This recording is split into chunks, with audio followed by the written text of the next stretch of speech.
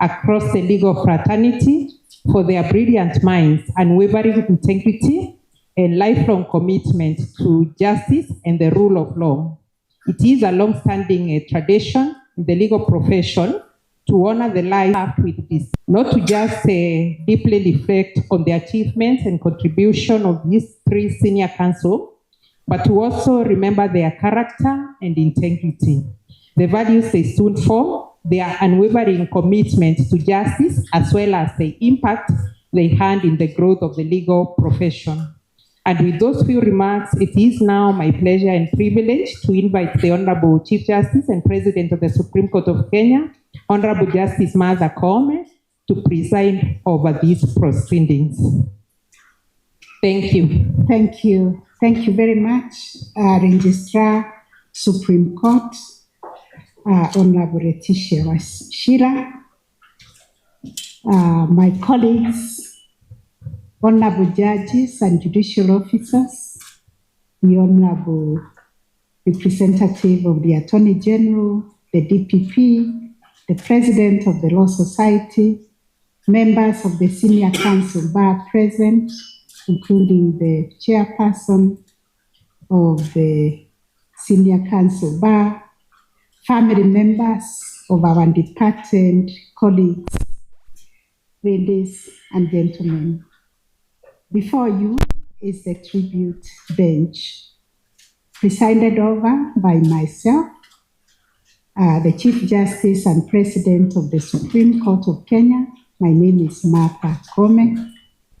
I'm joined on the bench by the Honorable Lady Justice, Justice Grace Genye, Judge of the Court of Appeal, the Honorable Mr. Justice Baira Mongaya, the Principal Judge, Environment and Labor Relations Court, and on my left, the Honorable Mr. Justice Oscar Anthony.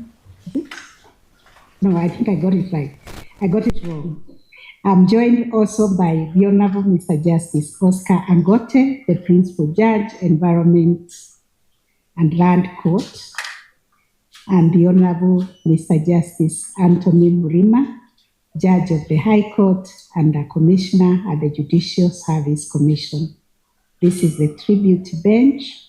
We are presiding over these proceedings, which are a celebration of the life of our departed Senior Counsel Simani Sangare, Mr. Kenneth Harrison Freser, and Mrs. Judy Thongori, who were remarkable legal giants whose wisdom, brilliance, commitment, and contribution to the development of the law left an indelible mark on all who had the privilege to interact with them. I now call upon the Honorable Registrar of the Supreme Court to call out the matters which are listed in the cause list this afternoon.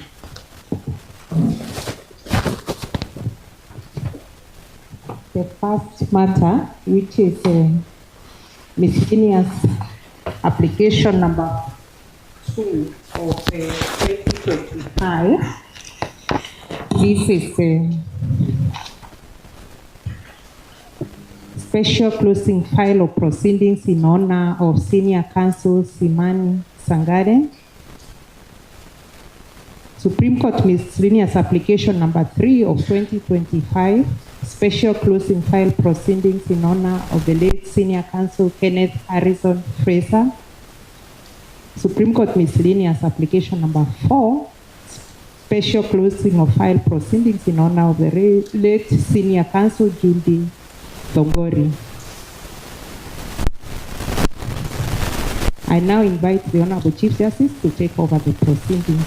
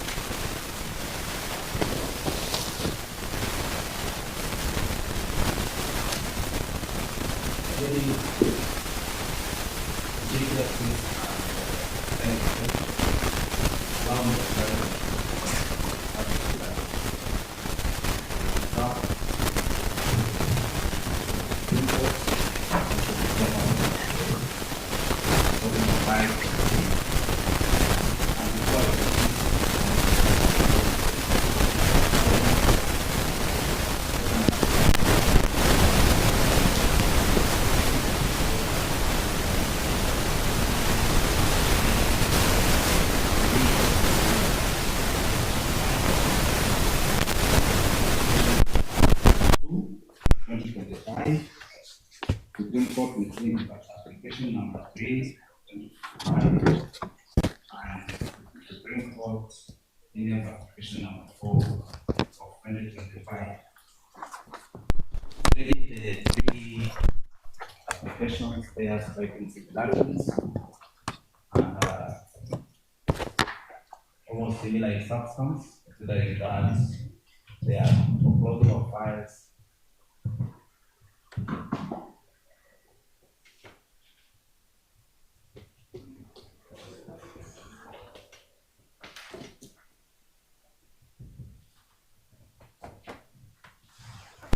They are interested in closing of files for our departed three colleagues.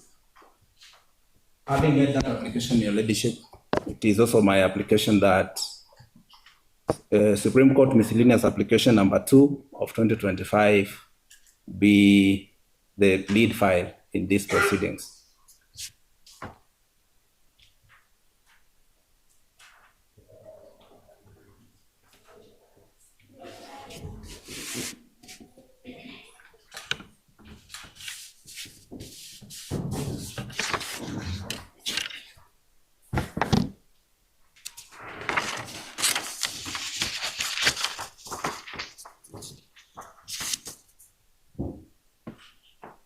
Thank you, Council. We have considered the application by Mr. Mutinda, representing the Attorney General, seeking consolidation of Supreme Court Miscellaneous Application number 2/2025, application number 3/2025, and application number 4/2025. Since there is no objection raised, we find it just and expedient to allow the application as such. We therefore order that the three applications herein be consolidated and shall be handled and disposed of together, and miscellaneous application number 2/2025 shall form the lead file. Much obliged to Your Ladyship and the presiding bench. Allow me to make short opening remarks on behalf of the Office of the Attorney General. And Your Ladyship, it is a great privilege for the Honorable Attorney General, who is the titular head of the legal profession, to prosecute these special tribute proceedings in honor of our departed senior counsel. Indeed, Your Ladyship, the Honorable Attorney General expresses our deepest gratitude to Your Ladyship and the members of this bench and the entire judiciary for facilitating these tribute proceedings. Your Ladyship, the tradition of closing of files is an ancient and venerated tradition in the legal profession by which members gather to mark and honor the contribution that departed members made to the profession during their lifetime. It is therefore right and befitting that this special tribute court should sit today to reflect on the legacies of the late Simani Sangale, Senior Counsel, Kenneth Allison Freser, Senior Counsel, and Judy Thongori, Senior Counsel. Your Ladyship and members of the bench, the three departed senior counsel had a significant impact on the law and the administration of justice, as will become evident from the speakers who will address after me. Indeed, available literature demonstrates that the three senior counsel bequeathed to the profession a rich legacy of jurisprudence in different areas of law. For instance,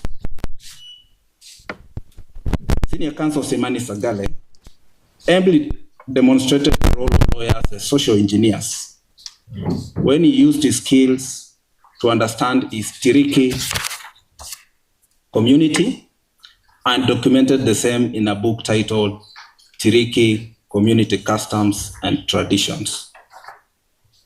My lady, when we were reading in our legal studies were told lawyers are social engineers and they influence society. That's a big contribution by senior counsel.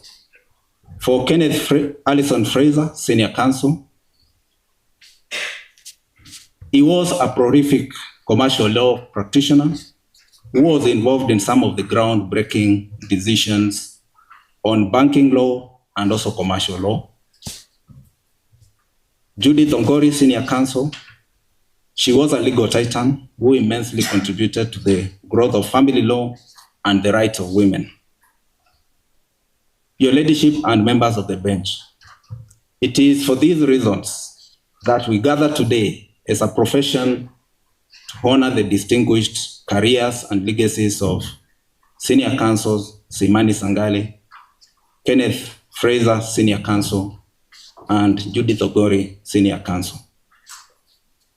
Honorable Chief Justice and members of the bench, on behalf of the Honorable Attorney General, the Solicitor General, and the entire Office of the Attorney General and State Department for Justice, Human Rights and Constitutional Affairs, we extend our sincere and heartfelt condolences to the family and friends of our departed colleagues, senior counsel. May God grant our departed senior counsel eternal rest, and may He bless their families. Much obliged to your ladyship. Thank you very much, Mr. Mutinda, for your submissions. I now invite Ms. Brinda Mwanza, Senior Assistant Director of Public Prosecution, to make remarks on behalf of the Director of Public Prosecutions.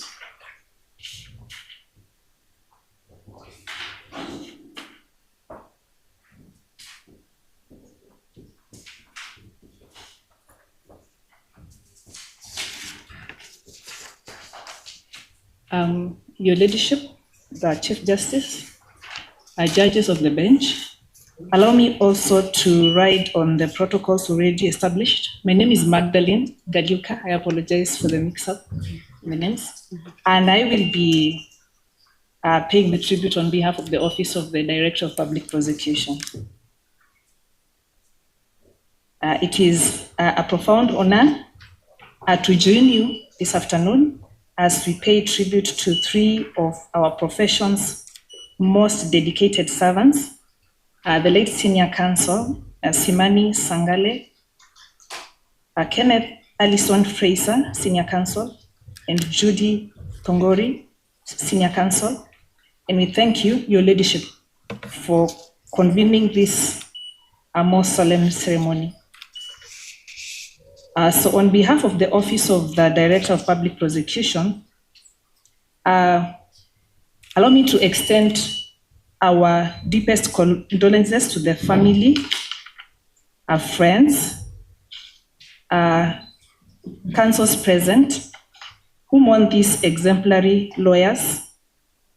And we gather here today not only to mark the closing of their files, but also to celebrate lives defined by integrity, courage, and unwavering commitment to justice.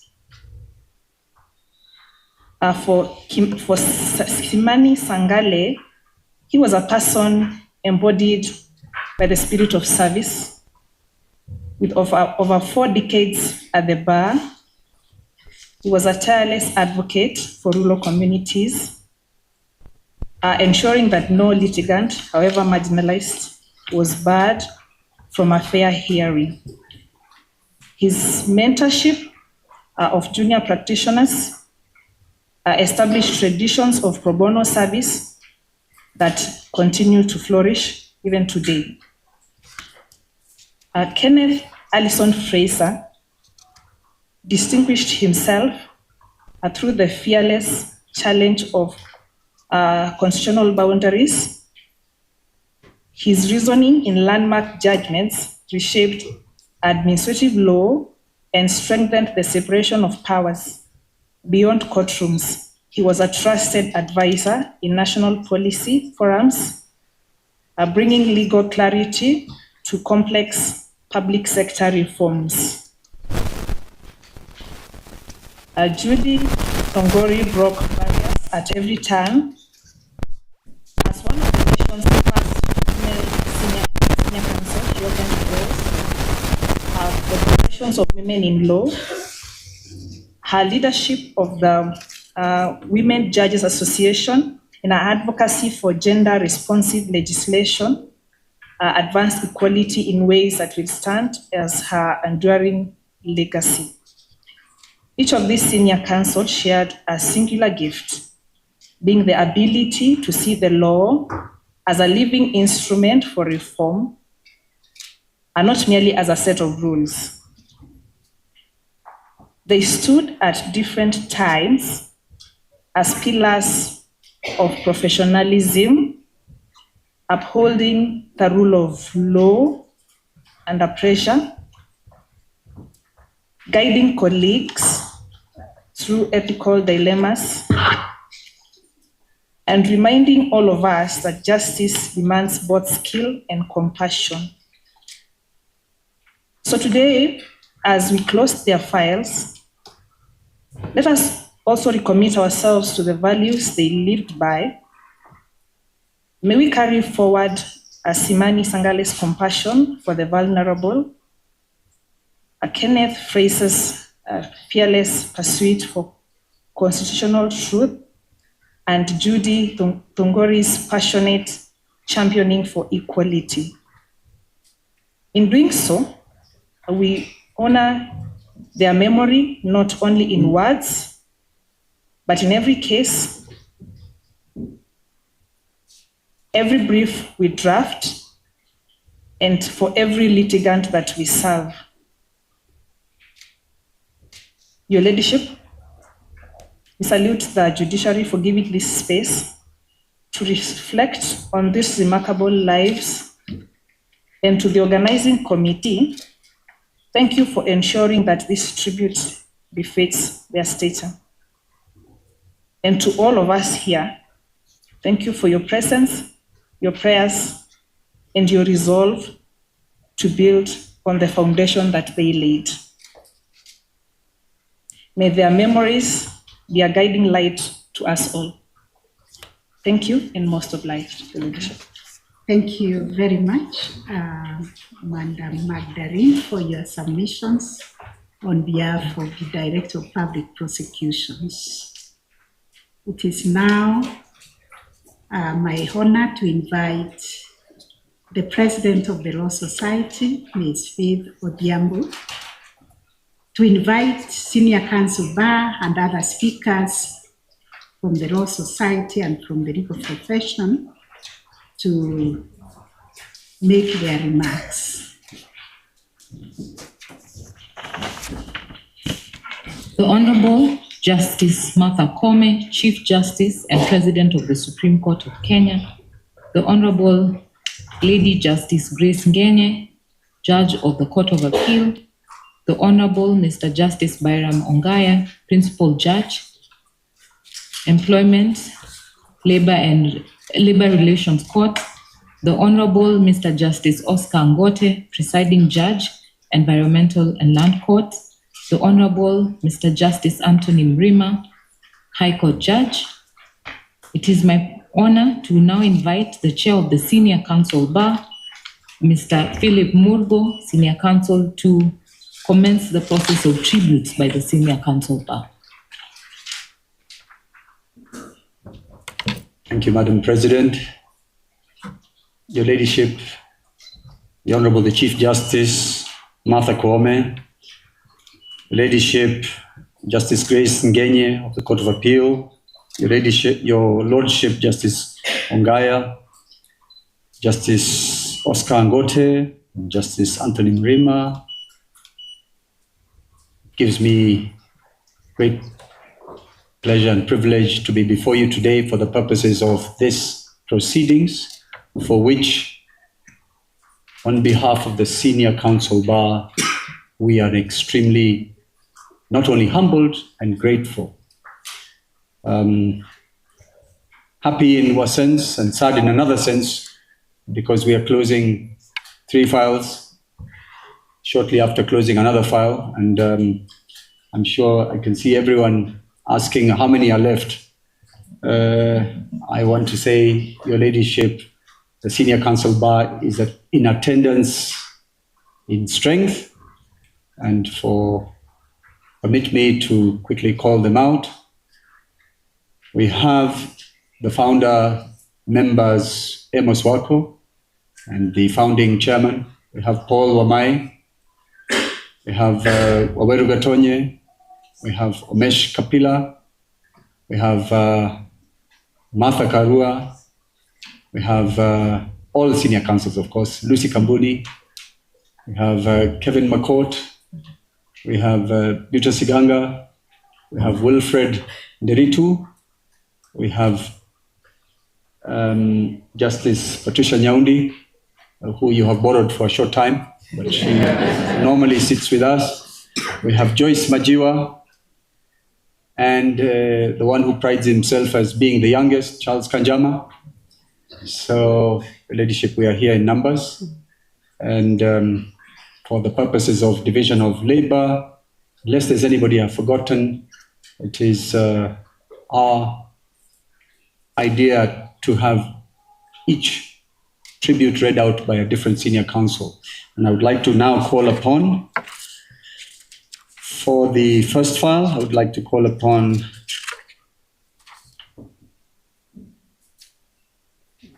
Martha Karua. That is in honor of Simani Sangale.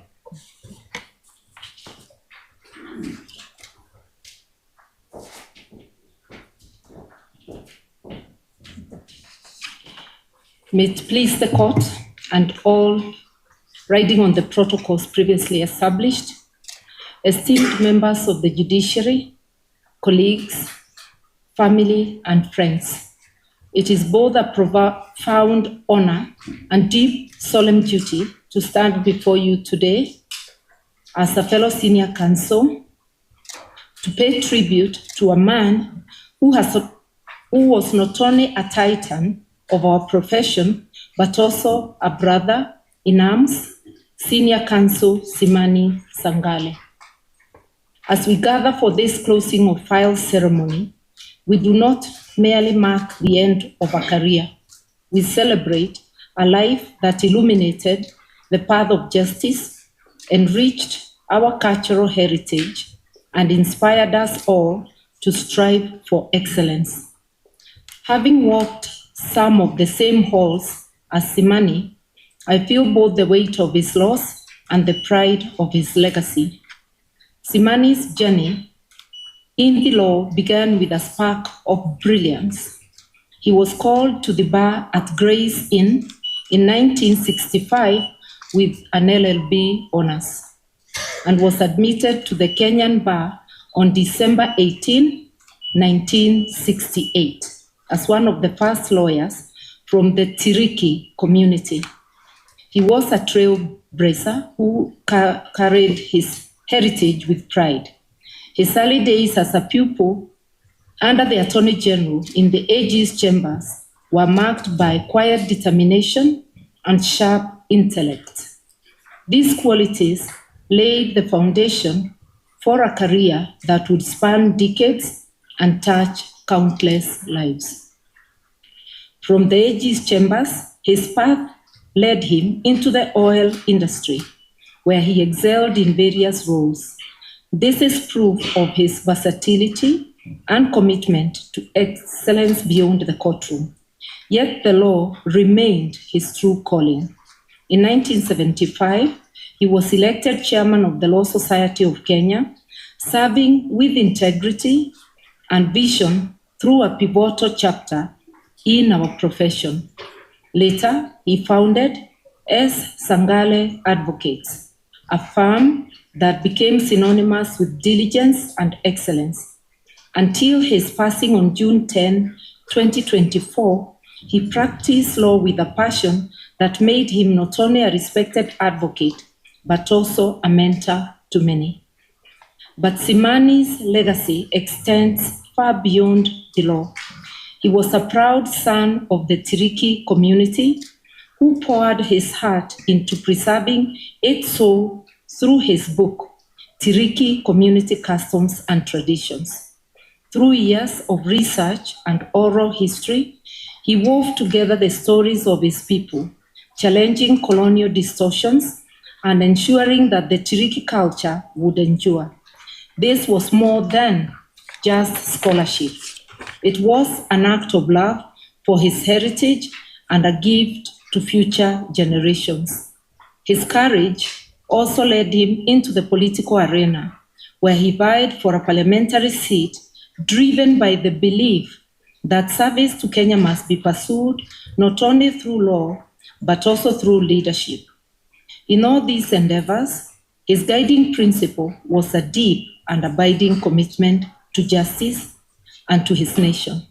As we close the file on Simani Sangale's earthly journey, we carry forward the light of his example to his family. We share in your grief, but also in your immense pride. You gave us a man who was a devoted son, husband, father, and a giant in our profession. To my fellow advocates, let us honor him by upholding the values he lived by: integrity, diligence, and the unwavering pursuit of justice.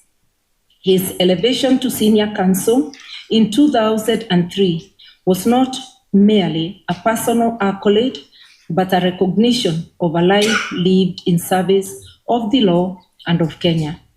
In the stillness of this moment, I'm reminded of Rumi's timeless words: beyond ideas of wrongdoing and right doing, there is a field. I'll meet you there. End of quotes. Simani has crossed into that eternal field, leaving us with the gift of his example and the challenge to carry it forward. May his soul rest in eternal peace, and may we, inspired by his life, continue to build a just and vibrant Kenya. Thank you.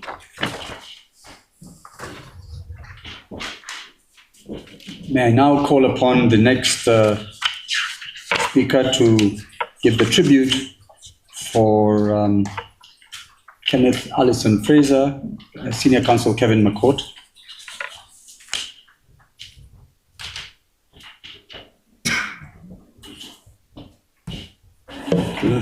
May it please this tribute bench, I intend to rely on all the protocols already given. I also intend to submit before this bench the bio that is already on your file, and to read a tribute that I prepared myself. This is a tribute to Senior Counsel Kenneth Allison Freser. Ken Freser, or KF, to an elite group of colleagues at Hamilton, Harrison, and Matthews, would have done everything possible to avoid these proceedings. He disliked being the center of attention or any pomp and ceremony relating to him. Death had a different view. He was an intensely private and humble individual whose personality attracted loyalty and friendship from a large, diverse group of people who he interacted with. A consummate professional, a brilliant legal mind, and most importantly, and I underscore that, a fair and just practitioner of the art of law. Ken Freser was meticulous in his preparation and presentation of his cases. Thoroughness was his trademark. He also willingly gave his time and skill to improve the administration of justice in Kenya. He was a founder of the Court User Committee with the Honorable Lady Justice Hannah Okwengo more than 30 years ago. My Lady Chief Justice, your office is still to approve that operation that we started 30 years ago. But I think Justice Apollo failed to sign the letter. He was an active participant in the concept of case management, although he detested written submissions, preferring the skill of oral advocacy. Ken was a guru in commercial litigation. His clients, colleagues, and even opposing counsel greatly admired his ability to make the most complex case appear easy to resolve. All this work was done quietly, without complaint, and allowed some of us to receive unearned accolades. Now that we have praised the man, let me remark on one foible I enjoyed teasing him on. Ken Freser was fastidious when it came to his mode of transport. I think in modern terms, his ride. It had to be a Mercedes-Benz. His car was always pristine, both inside and outside, and its mileage was always low, as he probably only did 1,000 kilometers a year, namely home and office. I noticed he hardly ever used the firm transport, and once when I gave him a ride in my Toyota, he expressed concern for my taste. This disease, unfortunately, of the Mercedes-Benz, or the Wabenzi, is something that may be in the senior counsel bar, but I will digress there. Ken was also a die-hard fan of the Chelsea Football Club. Rumor has it that on Monday mornings at Hamilton Harrison Matthews were filled with him jeering at his colleagues whose teams had lost matches over the weekend, or with him walking sheepishly into his office hoping not to be bullied because his team had not won. This would have been a good week for him since Chelsea is sitting at number 2 on the table behind the mighty Liverpool. There is another thing that I have to raise. Ken had a very sweet tooth. And I was told that there was a lunch today at which there were a lot of cakes. Again, death had a different view. There is much to share about the person Kenneth Allison Freser was, and there are many people who would love to replace me here. So let me end by saying that to my knowledge, and I wish the bench to attest, Ken Freser never lost a case in his practicing lifetime. However, his clients might have lost a few. Rest in peace, Senior Counsel Kenneth Allison Freser. Thank you.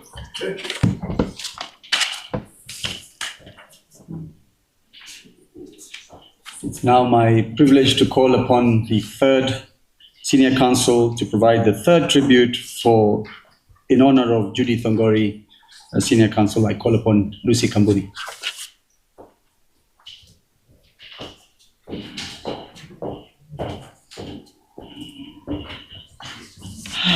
May it please your leadership, the Chief Justice, Martha Koome. Again, I will ride on the protocols already cited, save, of course, to make special mention of Judy's family, our colleague, John Thongori, our soon-to-be colleague, Wairimo Thongori. Wairimo, we are waiting for you, because your mother must see the light of practice that she left behind in your hands. Amen. And Eric Thongori. Now, Judy Thongori, Senior Counsel, she also held the national honor of EBS, that is an elder of the burning spear. And I always say, that is a very special title, because it means an elder of the burning spear. It means you are burning, you're carrying it in the profession, you are carrying it in the national space, and also in your community and in the home. And I am certain, because I have known Judy for many, many years, ever since we started out in practice, Judy carried that burning spear with courage and with joy, and she was a most impactful colleague. Let me read her bio. Senior Counsel Judy Wanjeri Thongori was admitted as an advocate of the High Court of Kenya on 9th December 1988, following her studies at the University of Nairobi. She undertook her pupillage under Mr. Fred Namisi at Namisi and Company Advocates, where she was trained in the practice, business, and discipline of the profession. Her career path was as diverse as it was impactful. She began at the Attorney General's Chambers in 1989, later served at Mudhoga Gaturu and Company Advocates, Dongo Njoroge and Kwach Advocates, and the International Federation of Women Lawyers. And I recall when she worked at FIDA, we met many times outside chambers at the High Court, now the Supreme Court. And I remember Judy telling me, that she would launch her private practice. But this really working for FIDA did open up for her an excellent path in family law that she really, really loved. And that's the reason she went to FIDA in the first place. In 2003, she founded her own firm, Judy Thongori and Company Advocates, which she led with distinction until her passing. Throughout her career, which spanned over 3 decades, Senior Counsel Judy Thongori established herself as a leading voice in family law. Her work combined technical brilliance with compassion, always guided by the principle that the law must serve the dignity of the human person. She championed fairness, empathy, and justice, and gave voice to the vulnerable, particularly women and children. She also mentored very many young advocates, generously sharing her time, knowledge, and wisdom to nurture the next generation of the bar. She was at the forefront of legal reform. Her contribution to the Matrimonial Property Act of 2013 and the Marriage Act of 2014 was historic. And these statutes continue to transform family relations in Kenya. In addition, her litigation against the government of Kenya on the enforcement of the constitutional requirement of 30% representation of women remains a defining milestone in the struggle for equality.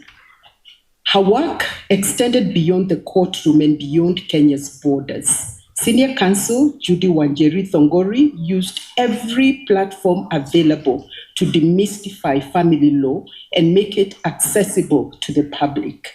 Radio, television, print media, and the Law Society's continuing professional development programs.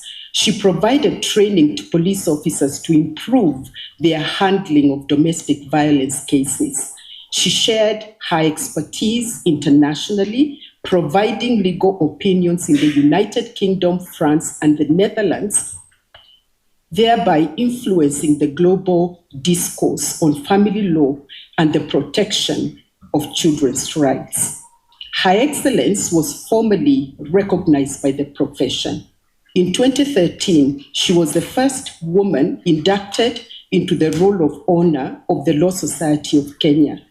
In 2020, she was elevated to the rank of Senior Counsel, the pinnacle of professional recognition for advocates of the High Court of Kenya.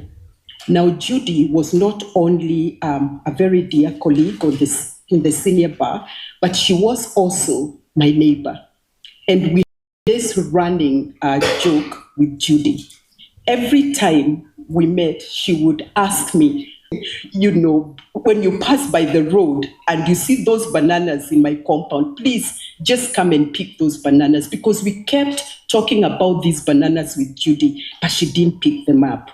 But there is something that she did that was very endearing. Her son, Eric, loves vintage cars. And so Judy asked me, your relative and his vintage cars, when can Eric come and have a look at them? And Eric came and looked at the vintage cars. And the other thing I remember about Judy was on the 26th of November, the year before she passed, And actually, a few months before she passed, we had met at some solemn occasion. We lost a common friend, and we sat next to each other. And you know how the pastor always asks, if you were to depart today, do you know where you would go? I say, ask your neighbor. And we would look at each other with Judy, high five, Judy, if we were to go today, you know, where would we be? And we had a very happy conversation. And we also discussed, you know, how does the decade look like after the many years of practice? And Judy told me, you know, I have a succession plan. And I have built very effective legal practitioners who I support. And she told me, in 2028, that is my year. I will ease up on practice and do several other things that I have a passion for. But I guess the Lord God Almighty had another plan for Judy. Our friend, rest easy, rest in peace. We will miss you in the senior council bar. Our chair, Philip, here will confirm just how many times we sat, just the three of us, having a cup of coffee and just discussing what we would like to see in the senior council bar. May you rest in peace. Amen.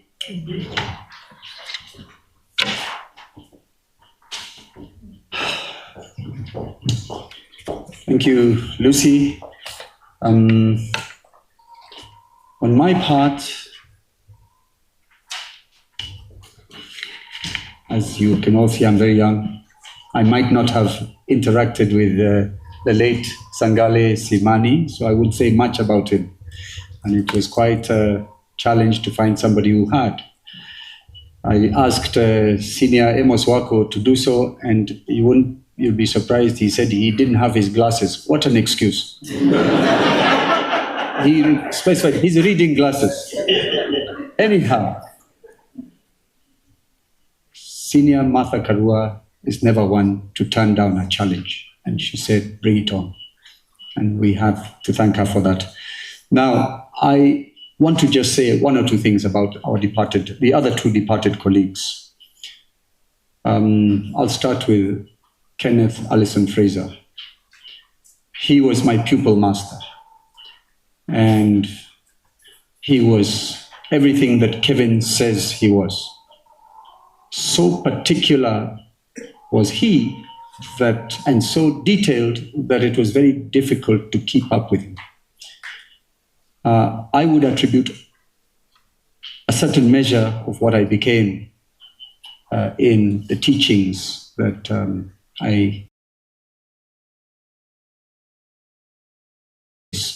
he lost.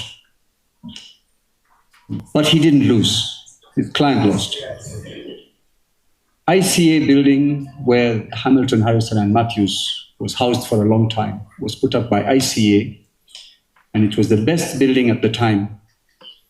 And his client, ICA, decided they paid too much for it. And when they asked the consultants and the contractor, they were told, here it is, this is what it cost. So the owners went and found a good Kenyan who said that we could have done the same job with less steel, with less this, with less that, so you overpay. So a person who had an exceptionally strong building went and sued because it cost a bit more. So I watched Mr. Freser struggle before a Kenyan judge who never quite understood the case.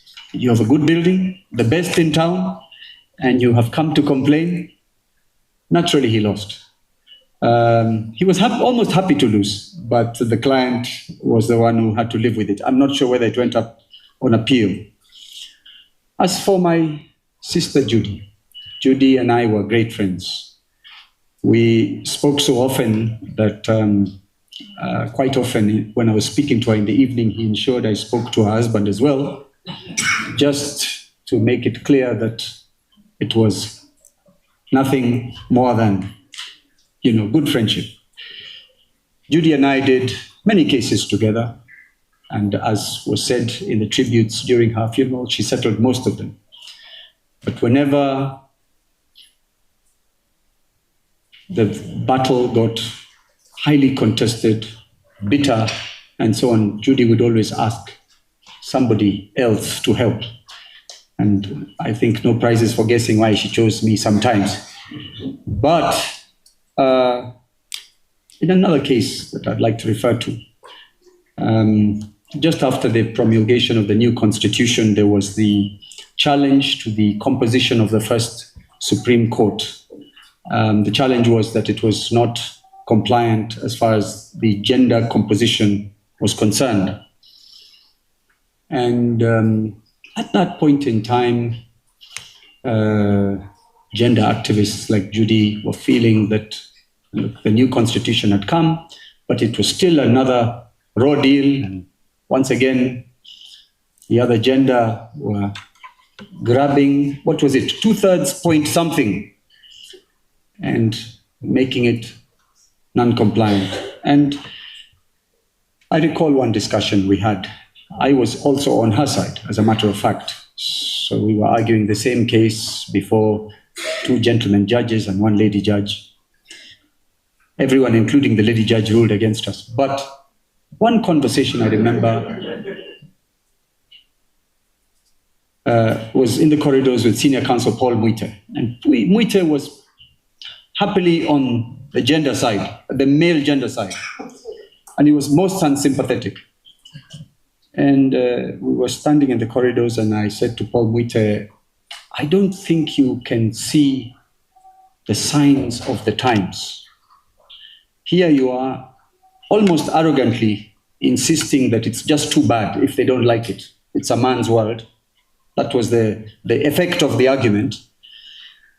But don't you see? Look at the magistracy. Look at the High Court. Look at the numbers. Look at the Martha Koome coming. And they were coming.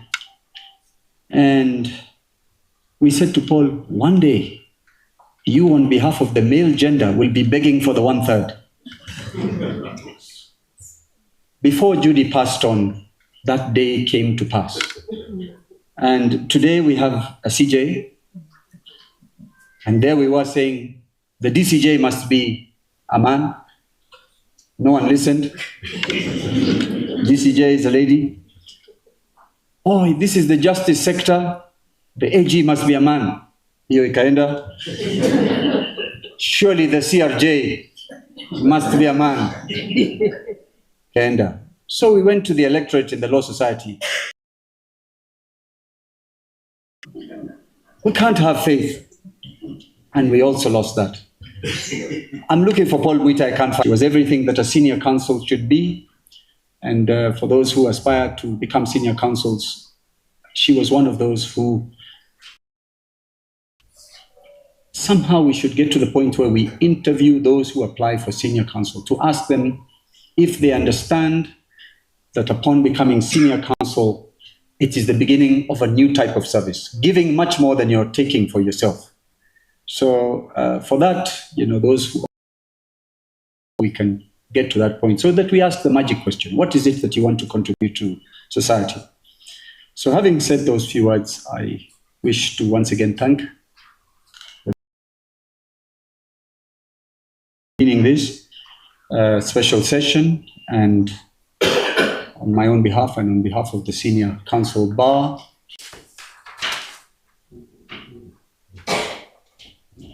I'd like to invite the chair of Nairobi branch, Mr. Eric Kivuva.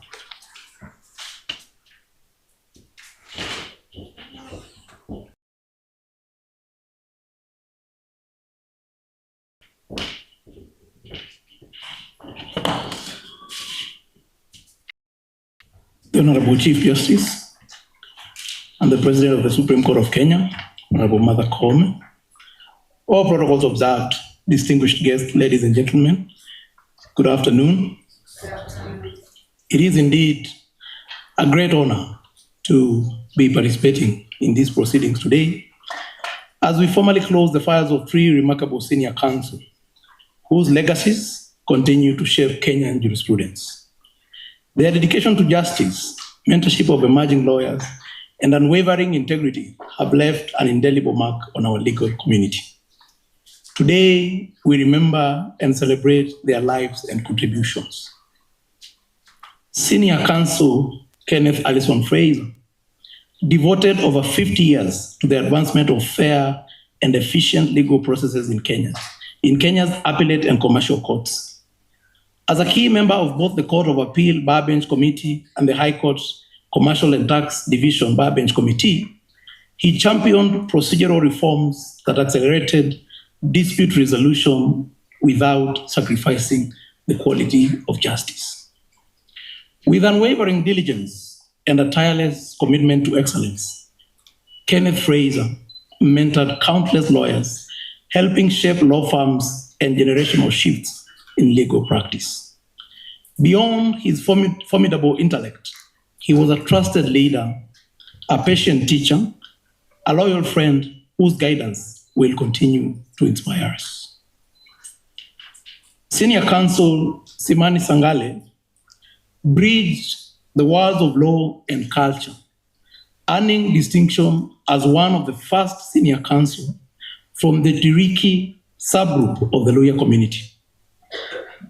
His legal acumen was matched only by his passion for documenting and preserving Tiriki traditions, embodied in his seminal work, Tiriki Community Customs and Traditions. Rooted in native language interviews and lived experiences, his scholarship offered an authentic insider's perspective on initiation rights, community leadership, and the evolving place of custom in modern Kenya.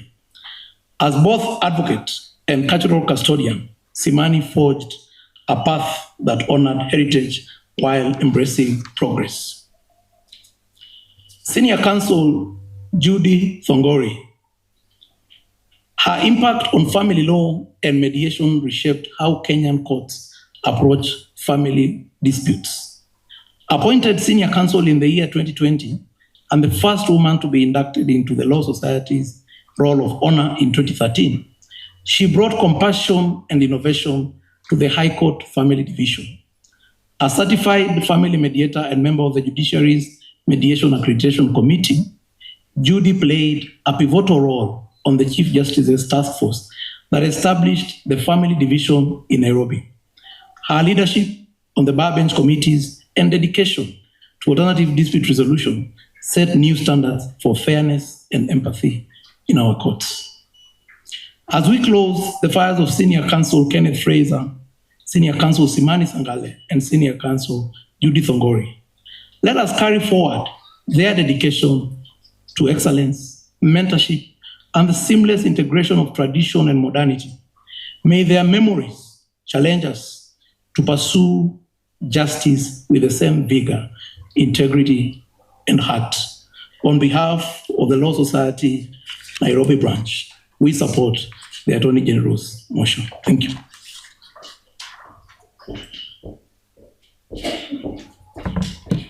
I would like to call the chair of ICJ Kenya, Mr. Porter.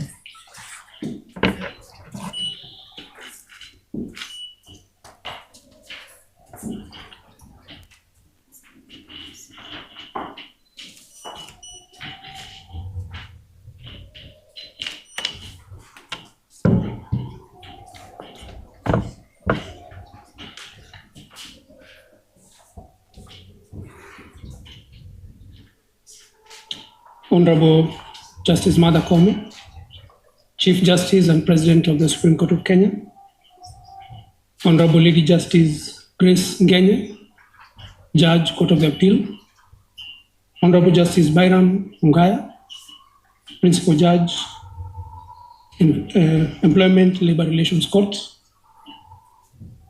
Honorable Justice Oscar Ngote, Presiding Judge, Environment Land Court, Honorable Justice Anthony Mrima, Judge, High Court, Ms. Faith Opiambo, President, Law Society of Kenya, Mr. Philip Murgo, Chair of the Senior Bar, Senior Counsels present, colleagues, the families of the departed, Ladies and gentlemen, good afternoon. On behalf of the ICJ Kenya Council and the ICJ Kenya membership, I stand here to join you in this ceremony for the closing of the files of these colleagues who are departed. And as we stand here and mark this occasion, it's not just to mark the conclusion of a case or to close their files, but to pause and honor these three luminaries of our profession who are no longer with us: Freser And Sangale, Kenneth Allison Freser, and Judy Thongori. A lot has been said about the three by colleagues who knew them well, and I will only add a bit, because their passing leaves a significant void. And as we reflect on their lives and careers, we are reminded of the profound impact they each had on the practice of law in Kenya. Freser And Sangale was a force to be reckoned with in the courtroom, as we have heard, and with his sharp intellect and unwavering dedication, he embodied the spirit of a true advocate. His work, particularly in criminal law, set a high bar for excellence and demonstrated a tireless commitment to the pursuit of justice. Kenneth Allison Freser, we have heard a lot about him. He was a distinguished senior counsel. He was a pillar of the legal fraternity.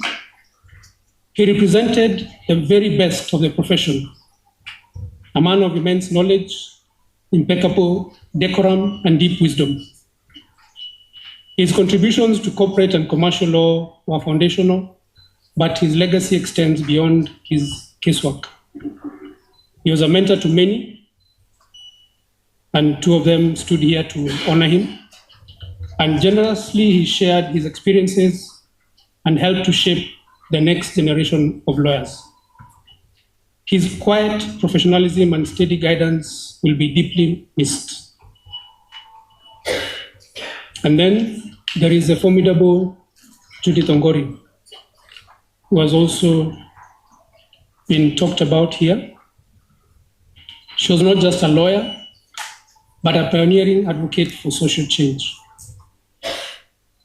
Her practice was synonymous with family law, and in an era where family law was often overlooked, she transformed it into a powerful tool for justice, especially for women and children.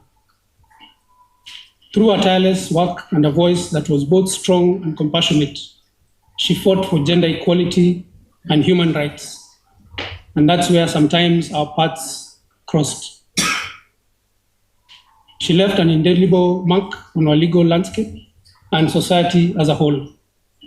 Her bravery in challenging the status quo has inspired countless others. So each of these three departed colleagues had a different path, a different specialty, and a different style. But they were united with a common thread, an unshakable belief in the rule of law and a commitment to service. Their lives are a testament to the fact that the practice of law is not merely a profession, but a calling, and a calling to defend, to guide, and to champion justice. As we close their files, let us remember them, and as has been said, let us carry their legacies with us and continue to build a legal system worthy of their dedication. They may have completed their work here on earth, but their influence endures. Thank you. God bless you.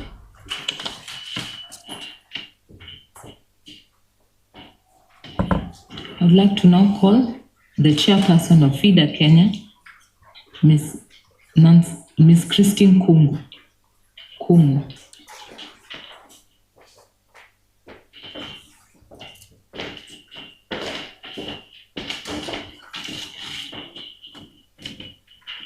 May it please the court, your Lordship, the Chief Justice, allow me to ride with the protocols already established.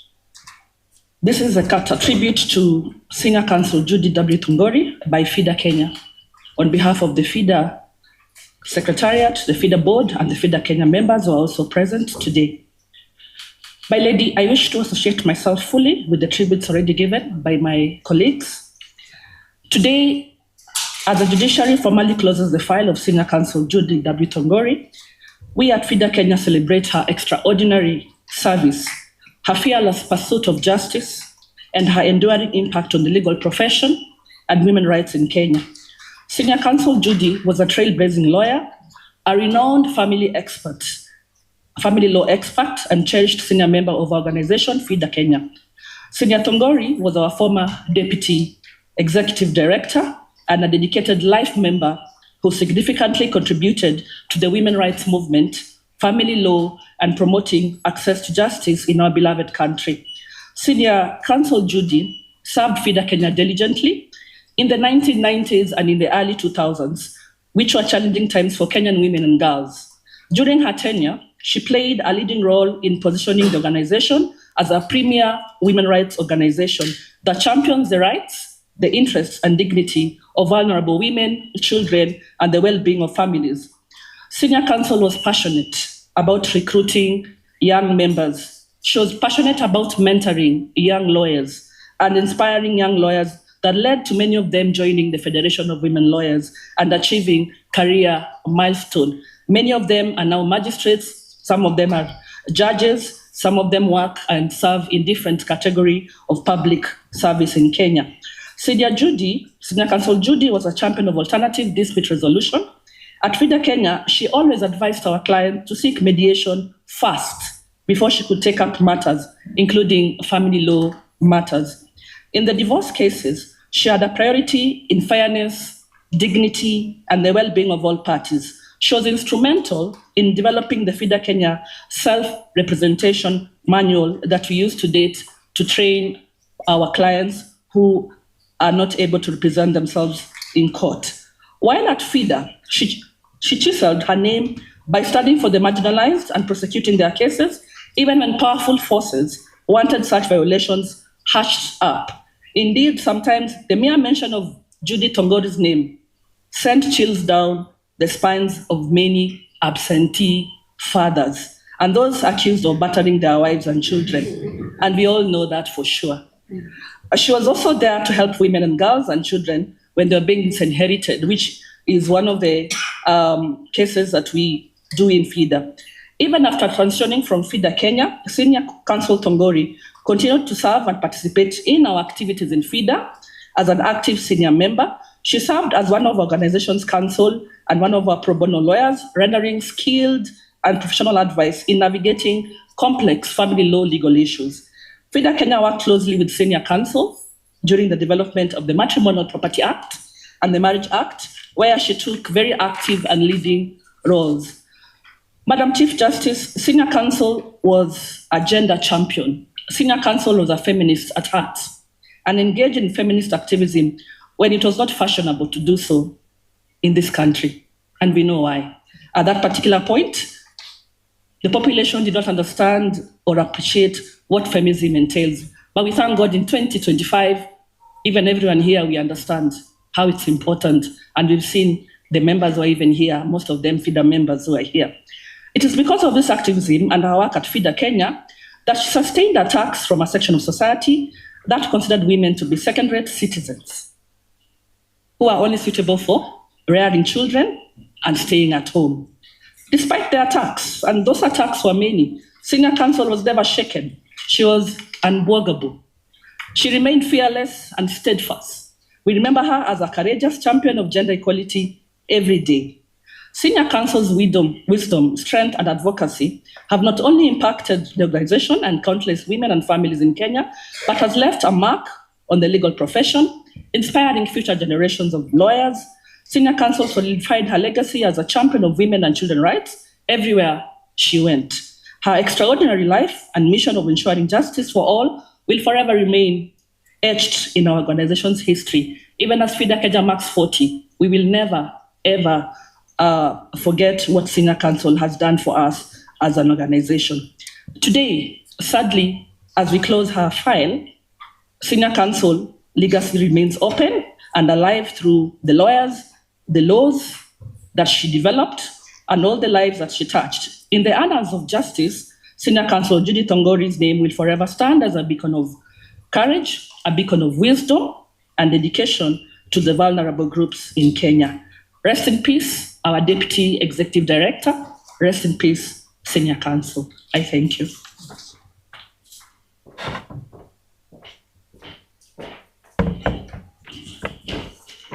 The Honorable Chief Justice, David Sangale, was supposed to be here, but he says he was not able to make it and he's watching via Zoom. So on behalf of the family, they're following the proceedings and they're grateful for the tributes that are being shared. I would now like to invite my senior mage to give her tribute on behalf of Denton.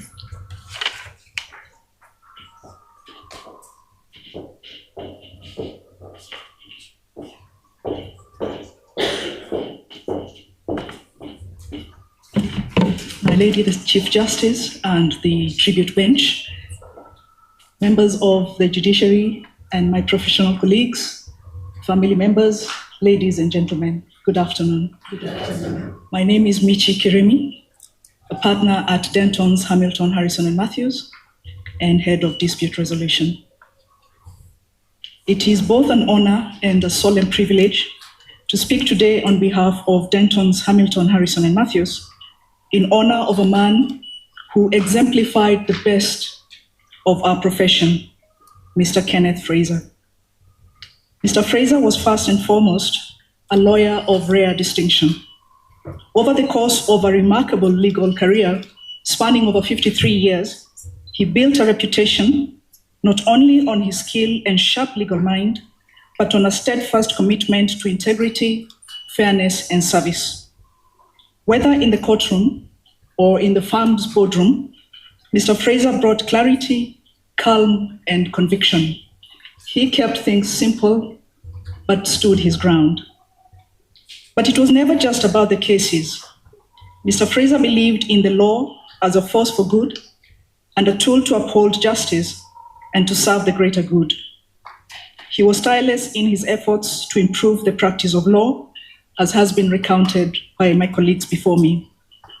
Whether through his work on professional committees, his contributions to legal reform discussions, or his quiet but consistent advocacy for access to justice, Mr. Freser left an indelible mark on the profession. Within the law firm, Mr. Freser was a towering pillar. The firm is 123 years now.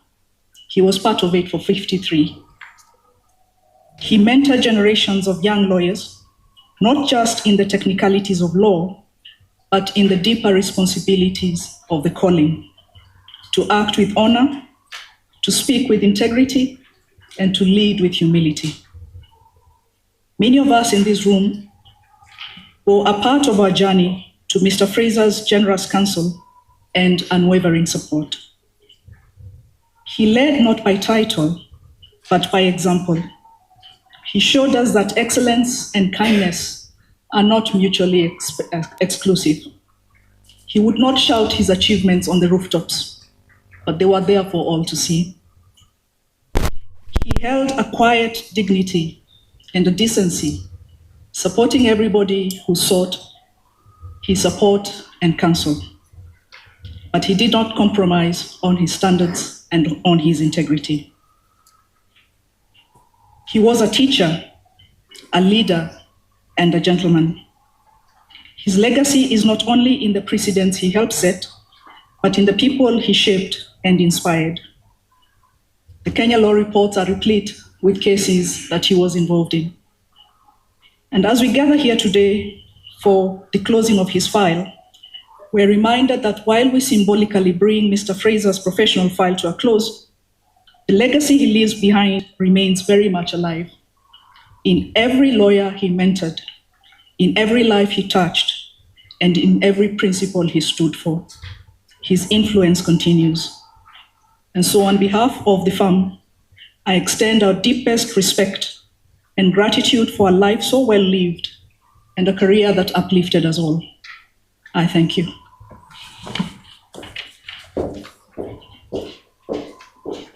I'd like to invite Mr. John Thongori to give his tribute on behalf of the family.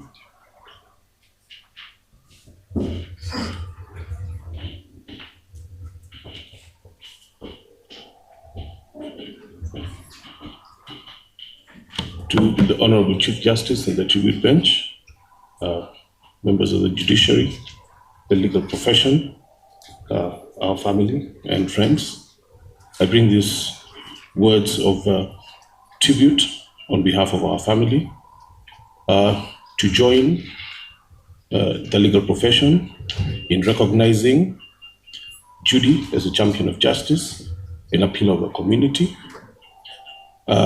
She had an unwavering dedication and unrelenting passion and unparalleled pursuit of justice and truth. She was dedicated to upholding the law. She inspired countless colleagues, clients, and friends. We, as a family, also were able to see that she had a sharp mind, she had a compassionate heart, and an unwavering commitment to justice. We cherish her memory. It is a blessing to us and to the legal profession, and we share in the loss that has been suffered by the profession. We pay tribute to the remarkable, trailblazing, steadfast championship of the law that she pursued through her tireless work. She upheld the principles of equality, fairness, and human rights, leaving an indelible mark on our legal system and also in our family. So, in the few words that I say here, I would like to say that we're also very thankful as a family that you will remember her and that you have chosen to invite us to be part of these distinguished proceedings in recognition of our dear Judy Thongori. Thank you very much.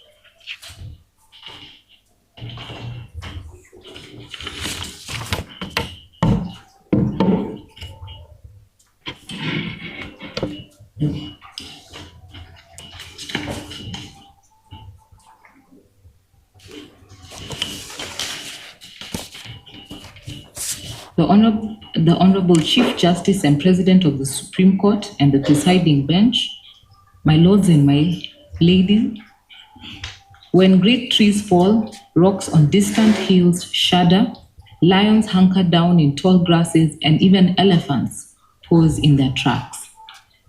We gather here today in solemn remembrance and reverent gratitude, for in the calling of the law, we walk a path that is once lonely and communal, lonely because each advocate must carry the weight of conscience, and communal because it is in that carrying that we leave behind trails for others to follow.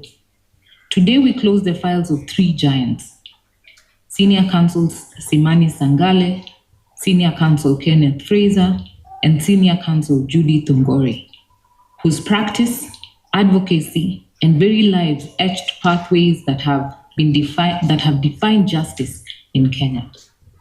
As an African proverb reminds us, a river that forgets its source will surely dry up. Today we return to the source, to those who irrigated our jurisprudence, watered the dry grounds of injustice, and bought reservoirs of knowledge, courage, and service. Senior Counsel Freser And Sangale was in every sense a man of the courtroom, eloquent in word, measured in tone, and relentless in pursuit of justice. He belonged to that generation of advocates who practice law as both a craft and a calling. His advocacy was defined not by the volume of his voice, but the precision of his reasoning. Those who worked alongside him remembered his candor and humility. His arguments were never personal. His battles, though fierce, were always honorable. He embodied the truth in Justice Ouko's words: the advocate is not a mercenary for hire, but a minister of justice. Simani's life teaches us that dignity in advocacy is not a choice, but an obligation. Like a sculptor, he chipped away at the rough edges of injustice to reveal form, balance, and fairness. His service reminds us that the bar is not just a profession, it's a sacred trust. Senior Counsel Freser And Sangale was not only a lawyer of eloquence and honor, but also a custodian of heritage, a a cultural warrior of the Abatiriki people. He stands in our collective memory as a rare breed of an advocate who straddled two worlds, the courtroom and the council of elders, the common law and the customary law, the pen of the jurist and the voice of the ethnographer. Simani's journey began at a cultural crossroad. He was among the very first initiates under the new Indumi Order of 1944, a fusion of tradition and Christianity pioneered by the venerated elder Nuhu Sakwa. It was there in the sacred grove of Kavunyonje, and I know my senior judge present will correct me if I'm wrong, and I see he's laughing, that young Sangale discerned his calling not only to argue cases in court, but also to preserve rituals, knowledge, and identity of his people in a rapidly changing world. All through the mantle of cultural leadership was traditionally reserved for the firstborn son, the elders saw in him a spark, a curiosity, and a seriousness that could not be ignored. They entrusted him, the thirdborn, with a sacred responsibility. He accepted it with humility, reminding us of the African proverb, "A child who washes his hands will dine with elders." His book, Tiriki Community Customs and Traditions, was born of decades of his interviews with elders, recorded painstakingly in Lutiriki, so that what is lived in oral memory will not die in silence. And I dare say I had the honor of receiving a copy of that book from his widow and his daughters and son. Before Sangale, Tiriki culture had been narrated largely through the lenses of Western anthropologists, most notably Walter H. Sangri. Sangale's contribution was an act of intellectual decolonization. He wrote not as an outsider observing the other, but as a son reclaiming the story of his people. He often remarked that Indumi was not merely circumcision, but the only college that offered induction into various aspects of Tiriki culture. For him, manhood was not a biological event, but a moral transformation, one that demanded toughness, responsibility, and readiness to carry the burdens of society. In his words, if a boy is going to be made into a man, to do his job properly, he has to be toughened to appreciate the challenges he would face in the administration of his social duties. By his work, he answered the fundamental question, who is a Tiriki? His answer was simple, inclusive, and profound. To be a Tiriki, one must accept Tiriki culture. Culture for him was not bloodline, but belonging, not exclusion, but embrace. And yet he was not a man imprisoned by the past. Rather, he saw tradition as a bridge to the future. As a lawyer, he defended rights within the architecture of the Constitution.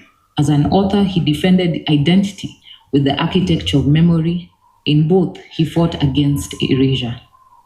Thus, in Sangale, we find not only the courtroom craftsman I spoke of, but also the cultural archivist, the lawyer who understood that justice is not complete until it also honors the soul of the people. He lived out the wisdom of Chinua Achebe. Until the lion learns how to write, every story will glorify the hunter. Sangale gave Tiriki their own pen, their own record, their own dignity. His file may be closed today, but the cultural and legal manuscripts he left behind will remain open forever. Testaments of a man who refused to let history be written without his people's voice. Senior counsel Kenneth Allison Freser was the architect of jurisprudence. His scholarly grasp of the law, his written submissions, and his contribution to the development of commercial and constitutional law remain monumental. Freser stood for meticulous preparation and intellectual rigor. To him, the law was not a blunt instrument, but a finely tuned instrument, like a violin demanding discipline and yielding harmony only to those who treated it with respect. He embodied the dictum of Justice Kadsu. The law, like the traveler, must be ready for the morrow. It must have a principle of growth. Freser cultivated this growth by shaping doctrine, by mentoring the young, and by ensuring that Kenyan jurisprudence spoke not only to the present, but also to the future. And I must say that my very first time as a young advocate before court, I found myself being told to get ready and pick a very heavy file that was a succession file and to go to court, which was at the Court of Appeal, only to meet face to face with Freser. I have never been so frightened that particular day. But the beauty he showed grace and kindness in guiding, although we are at the different sides. His character mirrored yet another African proverb. Wisdom is like a baobab tree. No one individual can embrace it. And so Freser shared it generously with colleagues, with students, and with the profession. Senior Counsel Kenneth Freser was in many respects the embodiment of discipline, scholarship, and institutional memory within the Kenyan bar. For over 5 decades, his name was synonymous with excellence, mentorship, and the steady shaping of jurisprudence in this country. As head of litigation at Hamilton, Harrison, and Matthews from 1985, I don't know how many were born by then in the side of the bar who are present today. He was not only an advocate for his clients, but also an advocate for the profession itself, ensuring that every case he touched carried with it an imprint of professionalism, diligence, and rigor. His stewardship of the litigation department produced a generation of lawyers who learned under his guidance the value of preparation, the art of advocacy, and the duty of fidelity to court. Many who pass through that firm carry his mark, his discipline, his patience, his insistence that lawyering is as much about integrity as it is about intellect.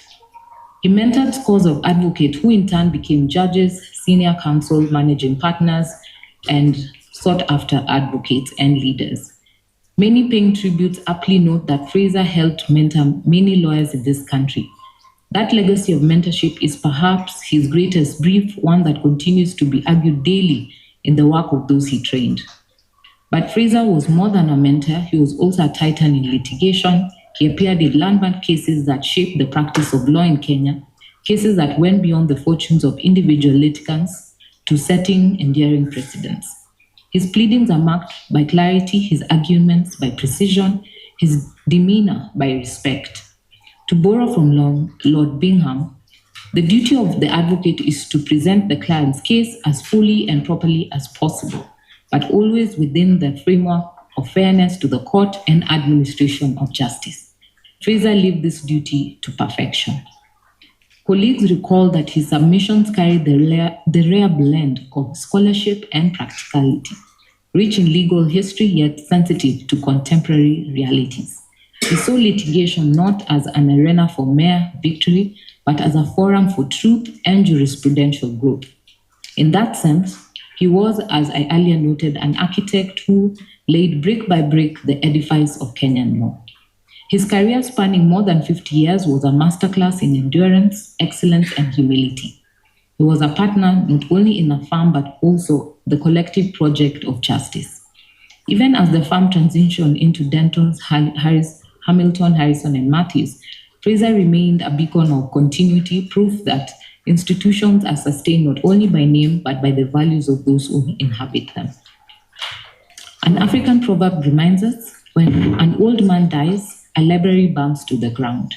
When Kenneth Freser, we lose not only a man, but a vast of library, knowledge, practice, and precedent. Yet because he mentored many, this library is not burned down entirely.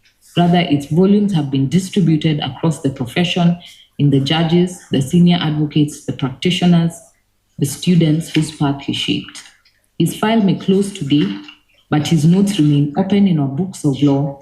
His legacy will remain open in the annals of jurisprudence, in the firm he built, and in the advocates he nurtured. Surely not the least of all, Senior Counsel Judy Thongori, a name synonymous with courage, tenacity, and transformation.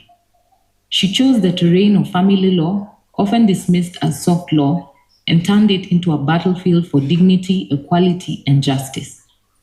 In doing so, she lifted the voices of women, the rights of children, and the very soul of the Constitution of Kenya 2010. Her advocacy in matters of gender equality and matrimonial causes redefined jurisprudence. She was never afraid to say what others whispered, never reluctant to file where others hesitated, never timid to demand justice where culture or silence demanded otherwise. It was Senior Counsel Judy who lived out the wisdom of Wangari Maathai. You cannot protect the environment unless you empower people. You cannot empower people unless you know their rights, and you cannot secure rights unless you demand justice. Judy demanded justice. She lived justice, and she became justice. For the young women advocates who now throng our courts, she was a lighthouse showing that excellence in law knows no gender, that family law is not peripheral, and that one advocate can indeed change the destiny of many families and through them, a nation. Judy Thongori was more than a lawyer. She was a reformer, a path finder, and a force for change in Kenya's legal and social fabric. To speak of her is to speak of resilience, excellence, and courage lived out in full measure. From the start, she carried not only ambition, but also the deep sense of service. Her early years at the Attorney General's chambers and later at Lee Muthoga and Associates honed her skills, but it was her decision to establish her own practice in 2003 that defined her as a pioneer. The firm became a beacon of family law practice, grounded in excellence and compassion. Her expertise as a trained family mediator, certified by the Mediation Accredited Committee of the Judiciary of Kenya, reflected her belief that law is not always about confrontation, but about resolution, healing, and fairness. She reshaped the very perception of family law, elevating it from the margins of practice to the center of justice for women, children, and families. Beyond private practice, Judy was a pillar of the Federation of Women Lawyers. Serving as the Deputy Executive Director and Head of Litigation in those roles, she championed causes that give voice to the voiceless, offering free legal aid to women and children, organizing training for police officers on handling gender-based violence, and confronting the systematic failures that silence survivors of abuse. Her court victories were not only legal triumphs, but also social revolutions. Judy's hand was evident in law reform. She played a pivotal role in drafting and advocating for the Marriage Now Act, reshaping the frame for family relations in Kenya. She advanced the two-thirds gender principle, ensuring that constitutional promises of equity were not empty words, but living commitments. In matters of property division, child welfare, and gender equity, she set precedents that will echo for generations. Her stature in the profession was unmatched. She was the first woman lawyer in Kenya inducted to the prestigious Law Society of Kenya Roll of Honor, a recognition of her outstanding contributions and her place as a trailblazer. As one colleague aptly said, she was a North Star in the legal profession, constant, guiding, and inspirational. Her influence reached beyond the bar and the bench. In 2023, following the tragedy of Shakahola Forest Massacre, she was appointed to the task force on the regulation of religious organization, which spoke to her integrity, wisdom, and trustworthiness as a jurist who could confront national challenges with sobriety and balance. Her life was a mosaic of victories, not only for herself, but for others. She believed that lifting others was a duty. She mentored countless young advocates, especially women, teaching them that the law was not just a career, but a calling, and not just about winning cases, but about changing lives. She exemplified the African proverb, a candle loses nothing by lighting another.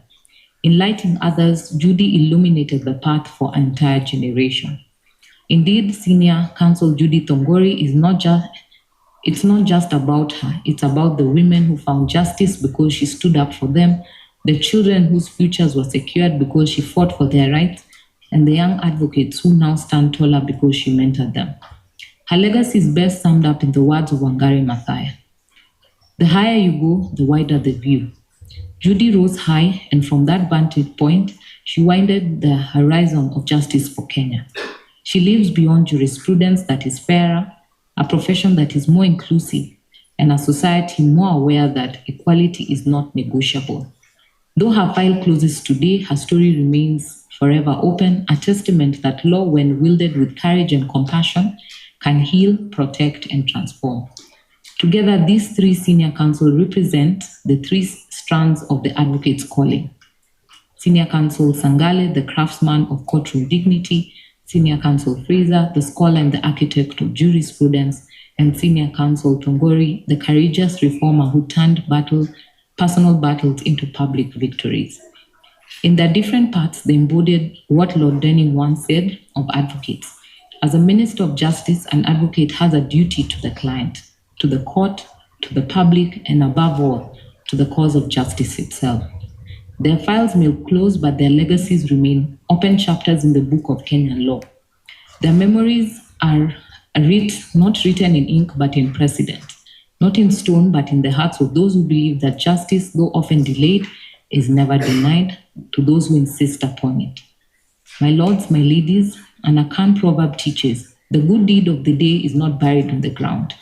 Today we close this file not to bury, but to lift, and to lift memories, lessons, and legacies. And so with solemn reverence, the Law Society of Kenya bows before this honorable bench. We salute Senior Counsel Sangale, Senior Counsel Freser, and Senior Counsel Thongori. We thank them for giving us rivers to drink from, trees to rest under, and paths to follow. May their journey in eternity be as dignified as their service on earth. I so humbly submit in support of the Office of the Attorney General's submissions. I so thank you.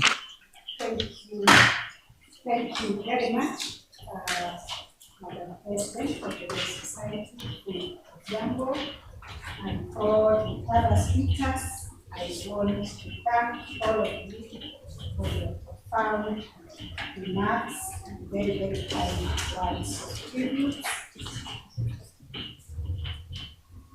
We also recognize the family of Mr. Simani who are not able to join us physically, but they are joining us online. I now want to invite Mr. Mutinda on behalf of the Attorney General to make his closing remarks and to apply for these orders, for the orders marking the proceedings a permanent record of the court. Thank you, Your Ladyship, and members of the presiding bench. Your Ladyship and members of the bench, we have this afternoon heard the befitting tributes paid by all the distinguished speakers in honor of the late Simani Sangale, Kenneth Alison Freser, and Judy Thongori, Senior Counsel. As we move to close the files of the three Senior Counsel, it is now my humble duty for and on behalf of the Honorable the Attorney General to make an application and to request Your Ladyship and members of this tribute bench, one, that the special tribute proceedings of this afternoon be made a permanent record of this court. Two, further, and if it pleases the court, that certified copies of these proceedings be availed to the families of the late Simani Sangale, Senior Counsel, Kenneth Alison Freser, Senior Counsel, and Judy Thongori, Senior Counsel, as well as copies be availed to the Supreme Court Archives, the High Court, and the Law Society of Kenya, so that the proper record and history of the legal career and times of our beloved Senior Counsel may be preserved. Lastly, Your Ladyship and members of the bench, I pray that this being a matter of professional and public interest, that there shall be no orders as to costs. Much obliged, Your Ladyship. Thank you very much, Counsel. Before we make the final order, I also wish to make my address by recognizing in a very, very special way the families of our departed Senior Counsel, my colleagues, judges, magistrates, registrars, members of the bench and the bar, a very good afternoon to you all. We gather today with hearts that carry both the weight of loss and also remembrance. This closing of fire ceremony is not just a solemn and symbolic occasion. It is one that reminds us that while every life must come to its natural close, the legacy of a life well lived endures by shaping those left behind and inspiring generations to come. Today we pause to honor and give thanks for the lives and service of three remarkable advocates who have aptly been described as champions of the law, the trailblazers who left an indelible legacy. Senior Counsel Kenneth Harrison Freser, Senior Counsel Simani Sangale, and Senior Counsel Judy Thongori. These colleagues represent the highest ideals of our profession: excellence in the law, courage in advocacy, humility in service, and generosity in mentorship. In closing their files today, we do not erase their great work. Rather, we affirm that their labor was fulfilled, their service is accomplished, and their influence will live forever, influencing even generations to come. Speaking about Kenneth Harrison Freser, Senior Counsel, his name is etched indelibly into the annals of our legal tradition.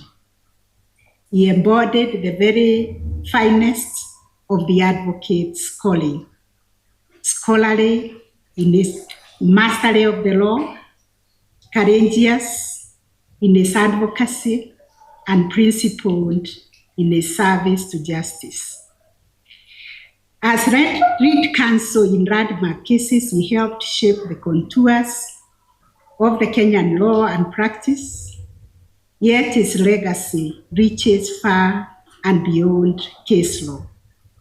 It lives in the standards he set, the colleagues he inspired, and the generations of lawyers and others that he mentored. He gave his wisdom and time to developing practice directions in the commercial division of the High Court, and I confirm that I sat in the bar bench committee of the Court of Appeal that developed the practice guidelines in the civil appeals. I also want to confirm we did this with Senior Counsel Kevin McCourt and Senior Counsel Mr. Gashuhi, and to confirm also that the court users committee that Ken Freser started 30 years ago at the old Sharia House with Honorable the Justice Okwengu endures even today. It has become an institution of our courts to always have a court user committee that represents lawyers and other stakeholders who help the court in the administration of justice. So Ken offered his vast experience in the bar bench committees of both courts. He tirelessly sought ways to make justice timely and fair. Even more memorably, he trained and mentored generations of advocates, many of whom today occupy prominent places in our legal profession. May his quiet dignity, intellectual rigor, and generosity in spirit live on. Let me pay tribute to Senior Counsel Simani Sangale. In remembering him, we honor one of the pillars of the legal profession's history. As the second chairperson of the Law Society of Kenya between 1975 and 1976, one of the very indigenous sons of the soil who took up the leadership of the Law Society, he helped set the course for an institution that remains central to the lives of our profession. He reigned at a time when the profession was still finding its identity, and he left the Law Society stronger, more principled, with more clarity of its purpose and more resilient. But Senior Counsel Simani was more than a leader to the bar.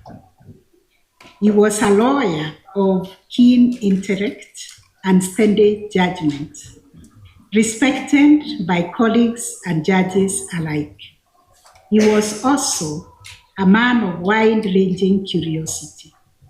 With a deep interest in ethnography, he believed that to serve the people well, one must understand their traditions, their cultures, and their ways of life. And in this way, he gave us an example of a lawyer who saw law, not in isolation, but as deeply connected with society. The life of Senior Counsel Simani reminds us that justice must be rooted in both principle and humanity. Speaking about Senior Counsel Judy Thongori, we celebrate a trailblazer whose work forever transformed family law in Kenya. I was honored to be present yesterday at an international conference by the International Academy of Family Lawyers who celebrated Judy Thongori. These are lawyers, academicians, practitioners from all over the world who converged to give, to celebrate and recognize the wide-ranging influence Senior Counsel Judy Thongori made in developing basic standards in family law. Judy was instrumental in shaping the law that gave protection to women, children, and vulnerable groups. But beyond the laws, she helped craft and carry a profound conviction that the family is the cornerstone of our society. And when families fracture, the entire society feels the strain. She believed that family conflicts were not something to be ignored, but something that every serious society needed to invest in resolving with compassion, efficiency, and dignity. Therefore, Judy championed mediation and restorative approaches, reminding us that the aim of family law is not only to resolve disputes, but also to preserve relationships and to nurture harmony within the family and the community. Judy brought to the profession both firmness of principle and tenderness of spirit, a combination that left a deep and lasting mark in the legal profession and beyond. In conclusion, dear family, friends, and colleagues, today we close these 3 files, but we do not close our memories of the outstanding contribution that they made to the legal profession and to the society generally. What we are doing is to lay down the symbols of cases argued, attended, and briefs written. However, what remains are the lives influenced, the institutions strengthened, and the society enriched. we will celebrate that legacy forever. To the families of Ken Freser, Senior Counsel Simani, Senior Counsel Judy Thongori, on my behalf and on behalf of the judiciary, I extend our heartfelt gratitude and deepest sympathies for lending this wonderful counsel to us. You shared them with us, and in doing so, you allowed them to shape our law and our nation. Their absence leaves us poorer, but their legacies will endure forever and leave us richer. As the bar and the bench, the greatest tribute you can offer is to continue in the path our colleagues illuminated, to uphold integrity, to nurture the next generation through mentorship, to insist on fairness, and to serve society with humility and courage. I want to join all the speakers to give thanks to God for the gift of their lives.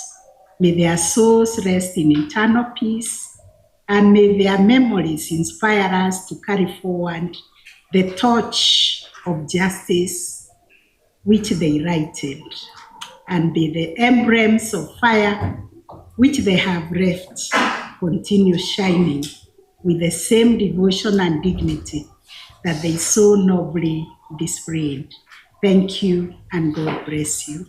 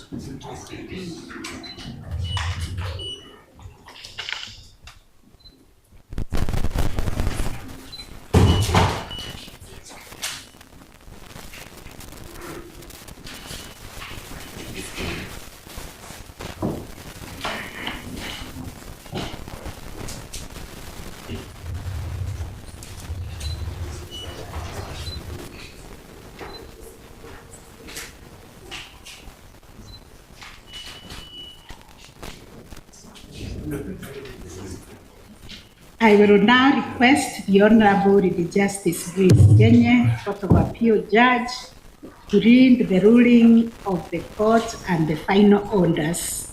The court tribute bench has signed the three rulings and orders. Thank you, my lady, the Chief Justice. This is the ruling of the court. Upon considering the application by the Honorable the Attorney General and the submissions made in form of tributes in honor of the late Senior Counsel Freser Sangale, the late Senior Counsel Kenneth Allison Freser, and the late Senior Counsel Judy Thongori, the court finds merit in the application. Accordingly, we hereby direct as follows. 1, that these special proceedings be and are hereby adopted as a permanent record of this court. Number 2, the certified copies of proceedings, together with the written tribute shared by the various speakers, be availed to the family of the late Senior Counsel Freser Sangale, Senior Counsel Kenneth Allison Freser, Senior Counsel Judy Thongori, the Supreme Court Archives, all High Court Archives, and the Law Society of Kenya. Finally, This being a matter of great professional and public interest, there shall be no orders as to costs. Orders accordingly.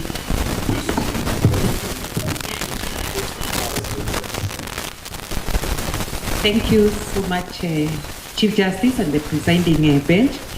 May I now, with humility, request the Honorable Chief Justice to come down and hand over the mementos to the families of the late senior counsel.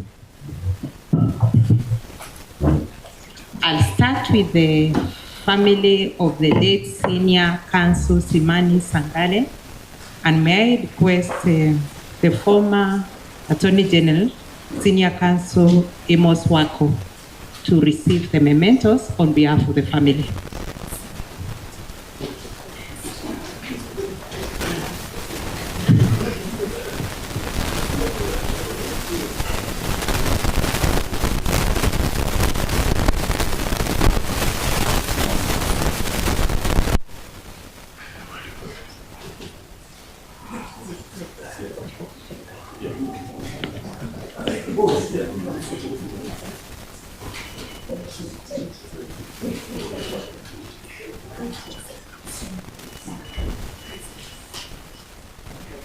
And the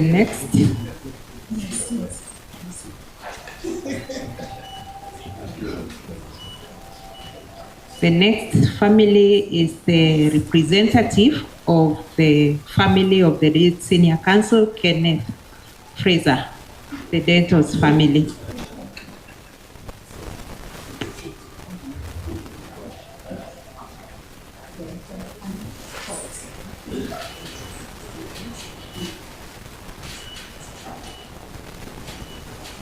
And finally, I will request the family of the late senior counsel, Judy Thongori, to come forward and receive the mementos.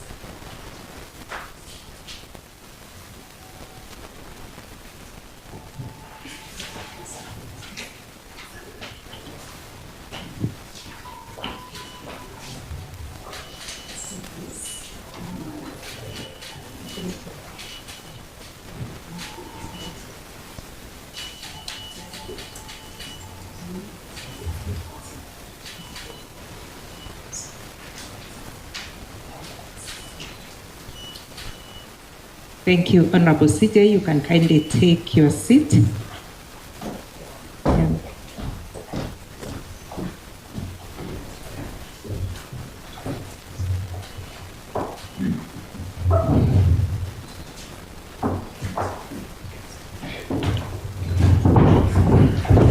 Thank you, Honorable CJ and the tribute bench for presiding over the special sitting in honor of the late senior counsel. And this being a special sitting, I will now invite the following persons to give a vote of thanks on behalf of the council, on behalf of the senior bar, and on behalf of the families. I will start with Mwaura Kabata to give a vote of thanks on behalf of LSK.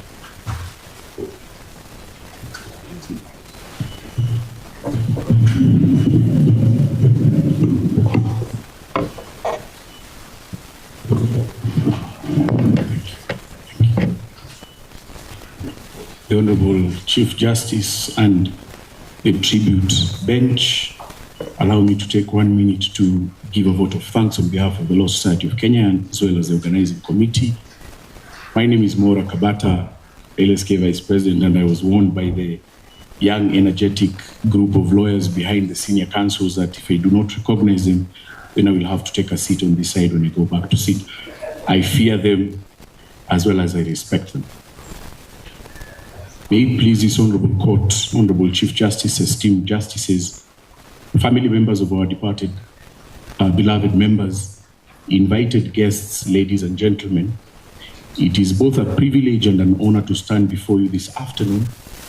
Your presence here, especially you, Madam CJ, underscores the significance of this occasion. Allow me to now place reliance on a letter that Abraham Lincoln sent to Miss Lydia Bixby in 1864 after learning that she was the mother of 5 sons who had died in the Civil War. And this is what he said. He said, "Dear Madam Lydia Bixby, I have been shown in the files of the War Department a statement of the Adjutant General of Massachusetts that you are the mother of 5 sons who have died gloriously on the fields of battle.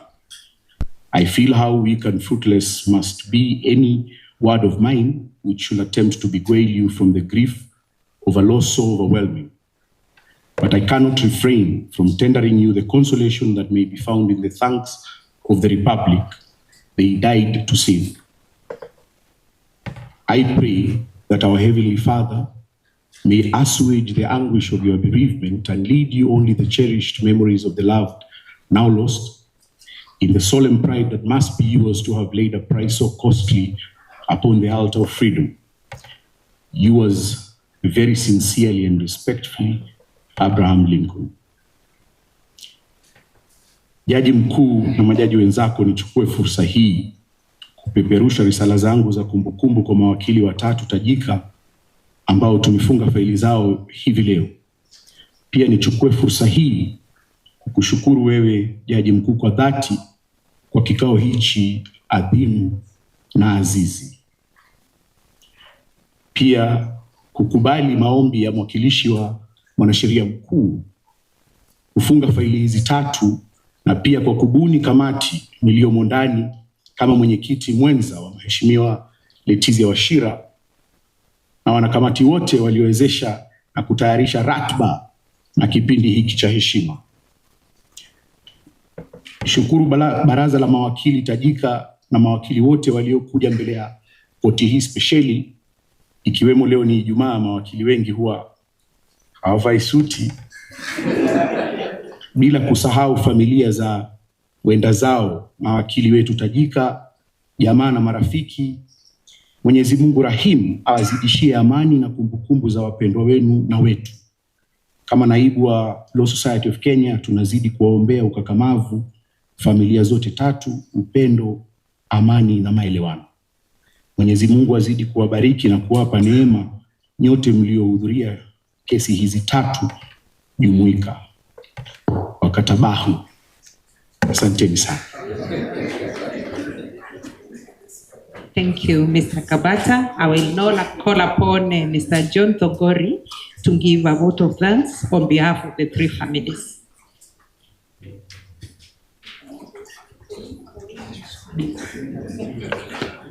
My Lady Chief Justice and the Tribute Bar, on behalf of the families of Senior Counsel Freser And Sangale, Kenneth Freser, and Judy Thongori, I would like to express our heartfelt gratitude to everyone who has gathered to pay tribute to their memory.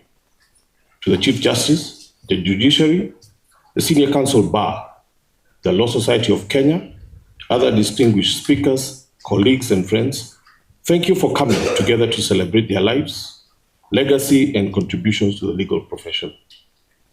Your presence here today means a great deal to us, and we are touched by the kind words, fond memories, and recollections of their work that has been shared. We appreciate the efforts made to honor their memory and acknowledge the impact they have had on the lives of those they touched, including their clients, colleagues, and the community at large. May the memories we have shared today bring comfort and strength to all of us, and may the legacies of our loved ones continue to inspire and motivate all of us to uphold the values of justice, integrity, compassion that they embodied. Thank you again for your support, sympathy, and celebration of their lives.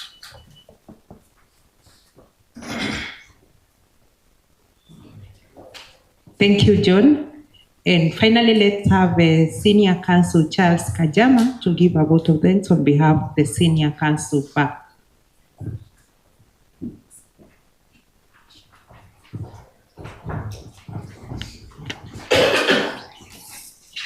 Honorable Chief Justice and the members of the tribute bench, Senior Counsel, other lawyers present, other judicial officers, families present, ladies and gentlemen, good afternoon. This is a formal court proceeding, and I think you've noticed we've all been very quiet, listening silently. we have not clapped or applauded because it is court proceedings. However, as the last speaker, the vote of thanks, and because we have formally received the orders from the tribute bench, I'll request in this vote of thanks that you join me in, first of all, applauding the 3 senior counsel whose files we are closing today.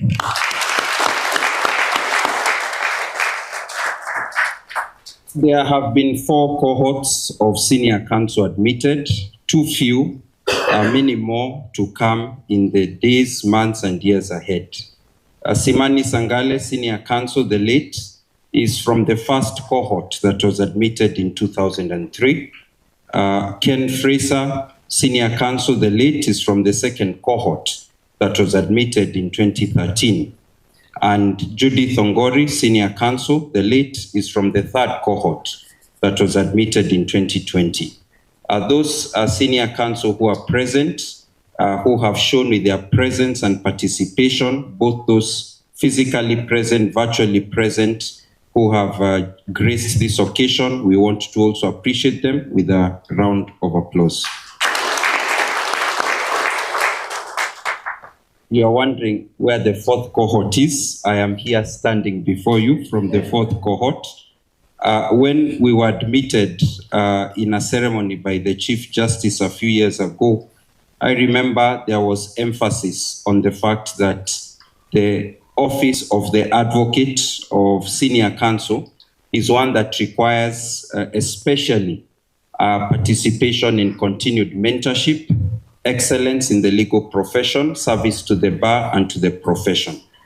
For those lawyers who are present, are not just senior counsel, but other advocates who, through their conduct, have demonstrated that they are practicing an honorable profession.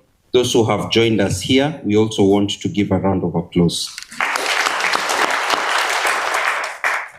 The journey to seek and attain justice for Kenyans and for those who approach the altar of the shrine of justice cannot be achieved by the lawyer alone. Indeed, the lawyer's job is as a servant in a process in which the final determinant is the judicial officer or the judge with the assistance of the judicial staff. And so we are very proud today that the bench has joined us, the tribute bench, the other judges who are present in our midst, the other judicial officers who have graced this occasion and presided or participated in it. We give you our utmost thanks. Another round of applause, please. For the families who are present, who gave us the deceased to be part of our profession and the legacy that they have left us. For the other members of the public who are following, both here physically and virtually, we also want to share our profound and utmost thanks to you for participating in this whole journey. I think we are all inspired by the tributes and the words we have heard of these 3. I think each of us here is going to live with a personal lesson, if not a resolution, to strive for excellence or for mentorship or for service, yet more, or in an additional way to what we've been doing. So we give thanks to everyone else who's been present. The preamble of the Constitution of Kenya begins by acknowledging the supremacy of the Almighty God of all creation and finishes with that phrase, God bless Kenya. And as we come to the end of this session and this ceremony, as we give thanks to everyone, we remember the Almighty God who we recognize as the King, as a prophet, as a lawgiver, and as the ultimate judge. We who are in the legal profession are inspired by the divine ordering of nature as we order the world around us. And for the gift of life, for the gift of family, for the gift of faith, for the gift of one another, even for the gift of the effort and the strength we have to carry out this noble profession, this honorable profession, to come together to seek justice for one another. We thank our Almighty God. And I request, as I conclude, that we give our warmest round of applause to God, who watches over us and gives us a gift of life day after day. God bless our country. God bless the legal profession. God bless the deceased senior counsel. God bless all of us. Thank you. Thank you, Senior Counsel Pajama. Honorable CJ, kindly allow me to make an announcement. Immediately after this, we'll take a few photos. So I will request that the presiding bench, the Chief Justice and the presiding bench, the Chief Registrar of the Judiciary, the Deputy Chief Registrar of the Judiciary, the three families, all the judges present, judicial officers, the Honorable Attorney General, the ODPP, and the leadership of LSK do exit using this door. We'll take the photos at the staircase. The DPAC will guide us on how we'll take the photos. I hope I did not leave out Senior Counsel. Please join the photos. And now I request that we all arise and end the session.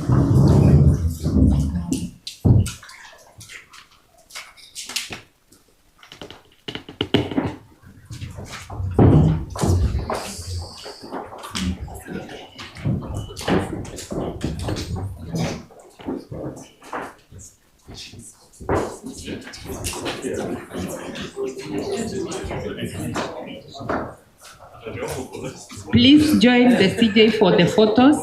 Let's use this door so that we move faster. Deepak.